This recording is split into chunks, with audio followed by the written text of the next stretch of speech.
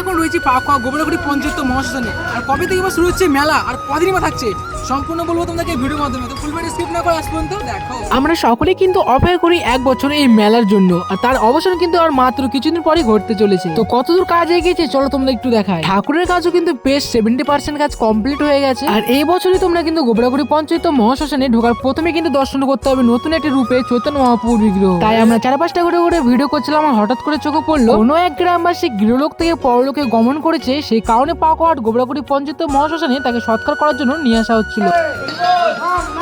আর এটা দেখে শুধু আমার একটাই কথা মনে পড়ছিল যে এত রাগ, অহংকার, টাকা পয়সা, বাড়ি গাড়ি, মোহমায়া সবকিছু ত্যাগ করে আমাদেরকেও আসতে হবে এরকম এক সময়। তো চলো সেসব কথা নিয়ে আজ বাদি দাও। আর হাতে গুনে রয়েছে আর মাত্র কিছুদিন এই বাউল মেলার, আর কাজও কিন্তু বেশ অনেকটা এগিয়ে রয়েছে। আর এত কিছু বলতে বলতে ভুলেই গেছে যে মেলাটা শুরু হচ্ছে কবে আর শেষই বা হবে কবে। মেলাটা শুরু হচ্ছে পুষ মকর সংক্রান্তি মানে 14 তারিখ বুধবার থেকে, আর শেষ 25 তারিখ অর্থাৎ রবিবার পর্যন্ত।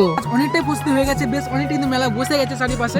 মেলাতে কিন্তু কম বেশি অনেক দোকান বসতে আরম্ভ করেছে, নাগরদোলা, ডিস্কো, এছাড়াও কিন্তু অনেক দোকানে কিন্তু অলরেডি চলে এসেছে থেকে। আর থাকবে কিন্তু মাত্র 10 দিন। তো ভাই তোমরা আমাদের ভিডিও দেখো, দাদাকে লাইক করে দেবো। আমরা কিন্তু 4-5টা ভিডিও করছিলাম আর অনেকগুলো ভাইয়ের সঙ্গে দেখা গেলো। কোথা থেকে এসো তোমরা? তো মেলাতে আসবে তো তোমরা? ভাইগুলো কিন্তু খুব কিউট ছিল, সত্যি ওদের সঙ্গে দেখা করে অনেকটাই ভালো লাগলো আমাদেরকে। আমরা কিন্তু এই গোবরাগুড়ি মেলা দেখার জন্য পুরো এক্সাইটেড। তোমরা এক্সাইটেড তো? অবশ্যই কিন্তু কমেন্টে জানিও।